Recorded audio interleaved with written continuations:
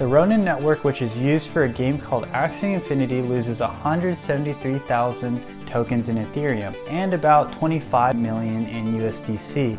Will this moment of vulnerability allow a new heavy hitter to enter the arena to knock out the reigning heavyweight Game 5 Colossus off its feet? Hello friends, this is Brent from Enter Your Wealth, and I'm so happy that you're here today because we're talking about a new game that might usurp Axie Infinity. Enter AquaFarm, a play-to-earn game developed by Bsoft and published by the Mars Metaverse company, which we have featured on the channel before. AquaFarm is an adventure RPG on the Polygon network where players will be able to make money in the native token Power of the Deep Ocean, also known as PODO, which they can use to stake to earn RE shards, also known as AES. More on this later. But what is an RE exactly?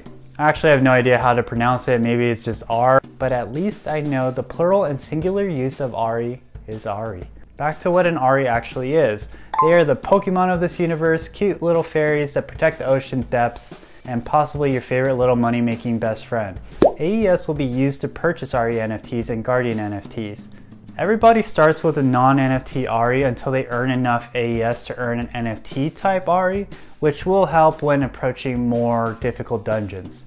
AquaFarm, having a free-to-play option and is integrated with iOS and Android, will definitely allow it to gain a broader market outlet, especially with younger audiences. Actual gameplay has not been released for AquaFarm, but if you're like me, you're wondering how are these fairies actually going to battle. My best guess is they will be using elemental type magic because, you know, that's what a lot of games do nowadays. There are 6 parts of accessories in each RE, which will make your RE unique. There are 4 types of elemental affinities associated with RE, such as ice, wave, ground, magma, or also known as Linne, Toga, Pep, Rumi, or earth, wind, grass, fire, something like that.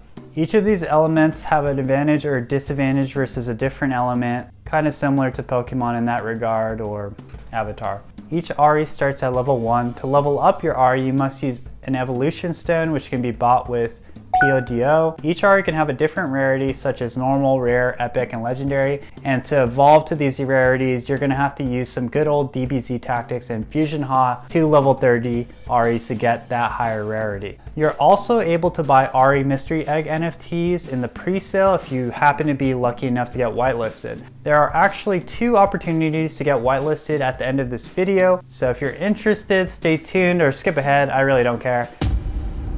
So back to Guardian NFTs. Guardian NFTs are simultaneously your Uber around the AquaFarm universe, but also your Airbnb or Oasis for your RE. But basically, since you're Airbnb-ing out of a mobile ocean dweller, you can do cool things like fish and play other games to farm resources to decorate or upgrade your little moneymakers. And you can also invite your friends out to your Airbnb because they're freeloaders that only use you for your amenities. Yeah, sorry, I'm going through something. As mentioned before, your gardens can be upgraded with AES token and evolution stones. These will allow you to control more RE and sea animals. Yeah, that's right. If your Airbnb gets fancy enough, you can basically turn it into a sea world where these sea animals will literally make you money through staking. The higher level your guardian, the bigger your sea world, and meaning more sea animals will follow you. Subsequently, as the total number of sea animals increases, the total amount you can stake increases as well, as these sea animals are basically your vessels of turning your PODO into AES token. If it couldn't get any more messed up, you can rent your little moneymakers to other people. It's kind of like finals week on privileged campuses, how they rent out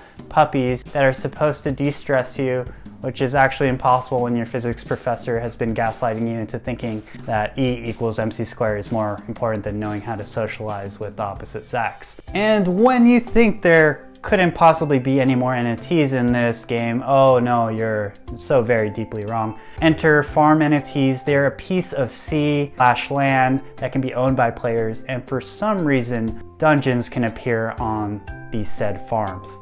And the holders must use RE to defeat these loitering monsters in the dungeons. And just like in real life, the value of farms will depreciate and lose efficacy if the loitering monsters are left unchecked, or at least until artists decide to make a home and gentrify the place. Owners can get assistance from their homies and be able to collect a part of their homies' rewards from defeating monsters on that farm. Defeating these loitering monsters in dungeons will yield level 1 treasure maps, which you can use to track down and beat up boss-like special monsters on their turf. Higher level treasure maps can be found from fishing, being crafted, or bought from the marketplace. Players can collect many types of items in their adventure that will be used. Decorations will be permanently attached to guardians and will increase the value of the guardians on the marketplace. Shout out to AquaFarm for basically selling you a course on how to run a successful Airbnb arbitrage. Lastly, I want to analyze the tokenomics of AquaFarm and then compare it to Axie Infinity. First of all, Poto is a secondary currency, which is the main play-to-earn reward from the AquaFarm,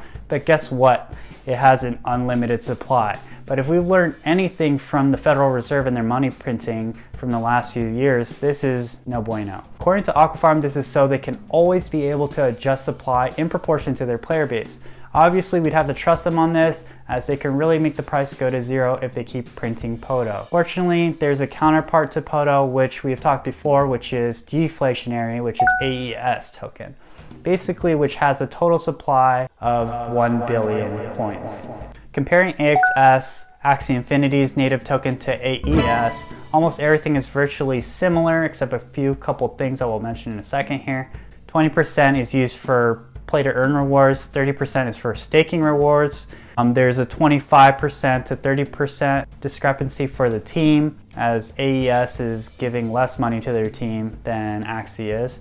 10% to 7% for advising. And here's the main difference. AquaFarm has allocated 5% for marketing, while Axie Infinity didn't even do so in any way. The biggest difference comes here in the pre-sale percentage, where they're giving about 11% for Axie Infinity for the pre-sale and 3% only for AquaFarm. This does matter a bit because we know that there will be less of a dump from early investors after the lockout period for AquaFarm. But that's about it. In summary, I do believe that AquaFarm has a really great shot to take a good market share from Axie, but like I always say, you never forget your first kickflip, and Axie is basically a household name in the NFT space at this point. And also, gameplay is a huge factor when it comes to play-to-earn games, and Axie has been tried and true, even being able to survive a bear market. Very little is known on the actual gameplay mechanics of AquaFarm. Still though, I'm bullish on this project because they have a great backing from the Mars company, which has only published successful projects like the Martians NFT project, the Mars Mining Pet NFT, and K-pop Citizen NFT. Make sure to check out the light paper for yourself and do your own research. If you want to get whitelisted to get one of these cute money makers, there are 2 giveaways you can enter, which I mentioned earlier, which are the official AquaFarm's whitelist giveaway and my own personal whitelist giveaway. You can find these all in the description or on my Twitter. Thank you so much for watching, and I'll see you on the next one. Later.